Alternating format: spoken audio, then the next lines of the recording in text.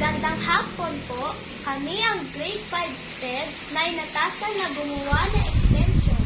Ako naman si Maria Lilingan, ang group leader, at siya naman si Joel Calaverio.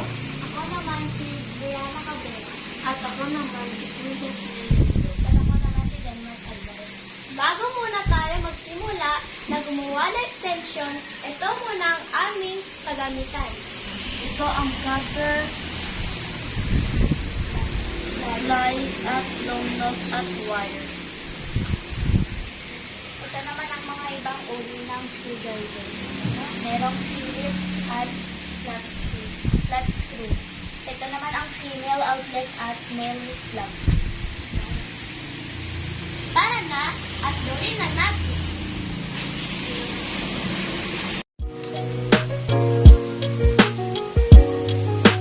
Ang unang hakbang ay buksan ang flat cord wire at alisin ang balat ng flat cord conductor.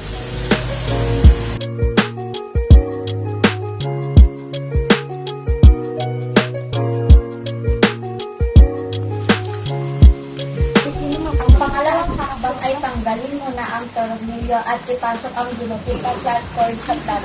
Pagkatapos ay ibalot ang tornilyo.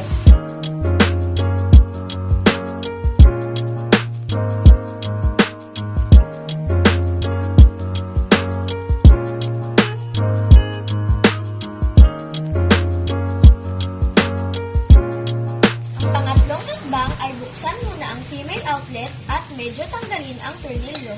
Pagkatapos ay ilagay ang wire sa tornilyo at ibalik ang tornilyo.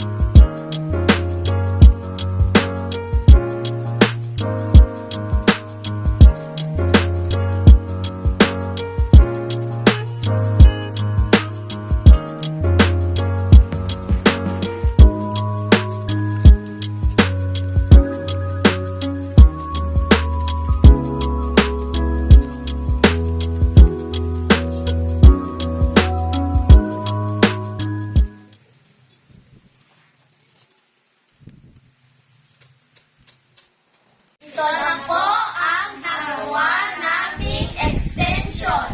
I-detest na po namin ito gamit ang lampshade.